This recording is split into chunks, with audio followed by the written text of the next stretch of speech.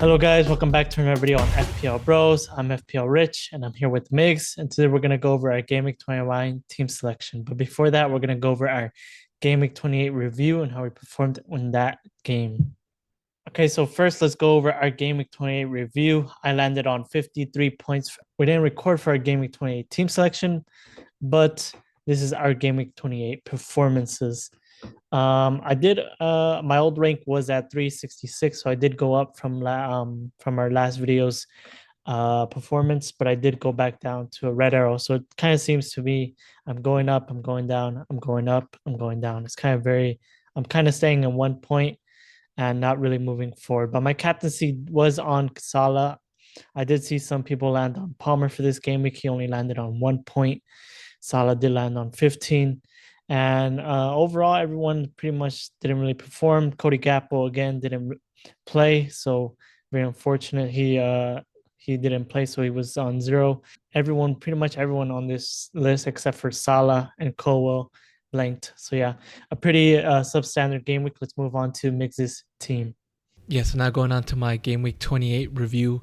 I got 61 points these last two game weeks. Got two red arrows. This one not as much, but still red arrows, still in the 2 millions. I got 61 points. Just some players to note out here. I did have three Nottingham Forest players. Two of them, Aina and Sells, who scored very well with 8 and 6. Chris Wood really didn't do much in that win against Manchester City, but also Kirk is 4 points. I did bring in Minte game week 27, didn't do much this game week. Salah as a captaincy with 30, and my attackers up top all with 2 points. But yeah, this is my game week. Okay, so now moving on to our game week 29 transfer plans. I do have two free transfers as I did roll the last game week, but I do have 3.2 in the bank as well. As you could see, this is a blank game week, so that's why I wanted to save the transfer. Unfortunately, Cody Gakpo didn't play, so it didn't really matter. I have five blankers, or actually, yeah, I have five blankers on my team: Rogers, Salah, Konate, Gakpo, and Isaac. And I do plan to do at least two transfers. I've already done two of the free transfers. The first transfer I did do is getting rid of Cody Gakpo to Evan Nilsson. Evan Nilsson's back in the Brentford's in the Bournemouth side, and he has scored as well. So moving forward, also Bournemouth do have a couple good fixtures up against Brentford at home. A bit of a tougher fixture, but Bournemouth are a pretty good side this season. So moving on to my second transfer that have confirmed, I have done Colwell to Mikalenkovic. I have sticked with Colwell when a lot of people moved away from him, and it kind of proved it proved okay. You know, he did in his last two fixtures, he did manage to score 18 points, 12 in one, and 6 in a clean sheet in the last one. But moving forward, Chelsea do have a bit of a tougher fixtures. First up against Arsenal away here in this next fixture, so it is time to move away from Colwell into a Forest defender. Haven't had a Forest defender, I don't think, pretty much this whole season. I'm moving into Mikalenkovic. It was a tough decision against Mikalenkovic or Ali Aina, but Ali Aina is a bit more selected and he's also a bit more pricey. So I went with Mikalenkovic on this pick. Now moving on to some of the potential transfers that I might do for this game with 29. My first kind of transfer thought is getting rid of Rogers for Gibbs White. As I did speak about, Forest to have probably the best run leading up to the end of the season. So Gibbs White is kind of one of those players that I have looked at before, but hasn't been on my terms of buying. But he has gotten an assist. He has scored a goal in his last couple of fixtures. So hopefully he can keep this form, but I don't know. Maybe a bit more of a player in form is Bruno Fernandes. He has scored in his last couple of fixtures. He is on a pretty much good, a hot scoring streak. He also scored a hat trick in the Europa League today. So He's a bit of a player that's a bit more informed, so I could probably expect more from Bruno Fernandes over Gibbs White. He's a bit more expensive over the Gibbs White, so this is going to be more of a quick transfer. Of course, he has this very good fixture against Leicester, but then moving forward, he does have tougher fixtures. So this is one of those transfers that I'm doing very quickly and then kind of moving forward, I'm probably gonna get rid of very soon with that kind of wild card in the future. So these are the two non-confirmed transfers. I do have one more potential one, which is getting rid of Kanate to Gavardio. Kanate does blank this game week as well, but he does blank this game week, but he also went off. I don't know if injured or if he's gonna play against PSG, so that's a bit unfortunate. Of course, they have the Carabao Cup final this coming weekend, so we'll see if Kanate plays or not, and how many minutes he gets as well. But if he doesn't, and if I do decide to sell Kanate, it's definitely gonna be for Gavardio.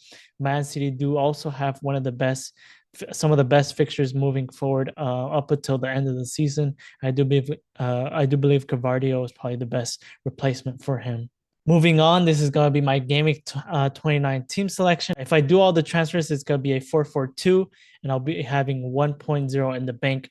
This lineup does have Bruno Fernandes over Gibbs White, but it's kind of a 50-50 whether I choose one of the two.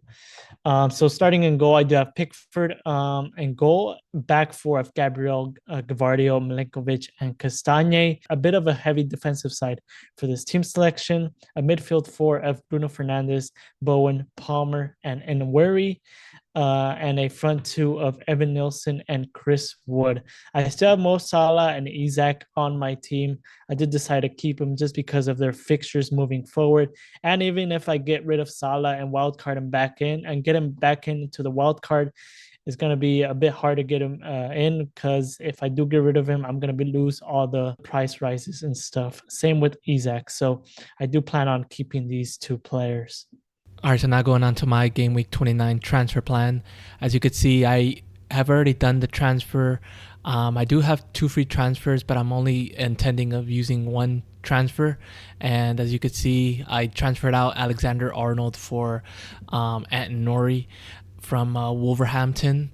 And the reason being, Alexander Arnold does have that blank, and he is a little bit expensive. I will go into a little more depth later on, but at Nori does have a decent fixture, decent next couple fixtures. This fixture, he is going to be going away against Southampton, but yeah, this is my team here. I do have Minte from last game week, who's going to go up against City, but my intentions are going to be with this move. I am intending of bringing in like a Erling Haaland. Maybe next week he is going to be going up against Leicester, so I'm going to be taking that route and just freeing up some money right now for that. I actually did want to possibly take out Cole Palmer as well, but I think I am going to hold until next week. Some of the players that I maybe could have bring in for Palmer is a Bellegarde from Wolverhampton, or also a Gomez from Wolverhampton. So 2 Wolverhampton players, midfielders, that I was considering. I might bring them in next week, but I am probably going to hold Palmer. I know he hasn't been all that great, but probably going to hold him and sell him next week so I could free even more money for the Erling Haaland. But yeah, this is my transfer plan. Now let's go on to my team selection. Now going on to my Game Week 29 team selection, I do have a 4-4-2 with 0.3 million in the bank. And in goal, I do have Matt Sells, back four of Robinson, Aina, Kirkes, and at Nori. Midfield four of Palmer, Minte, Semenyo, and Buemo. And up top with Wisa and Wood. And as you could see, I'm just hoping this game week I do have, I would say, some very good attacking defenders. So hopefully being able to get some good attacking returns there. And Palmer, hoping, I'm not sure if he'll be able to do much, but he has been struggling a little bit.